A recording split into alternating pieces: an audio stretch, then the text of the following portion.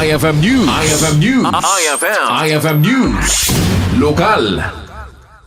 Inawat dagiti beneficiaryo ti Cash for Work program, ija ili ti paway nga impatungpal ti gobyerno probinsyal ti Ilocos Norte, babay ni ti Environment and Natural Resources Office, wenno ENRO. Dahito ikat ti pinangawat da iti swelduda, bayat iti pinakaisayangkat iti Capital Express iti munisipyo ti Paway. Anang ipaay ti kasapulan unay at tulong pinansyal para kadakwada.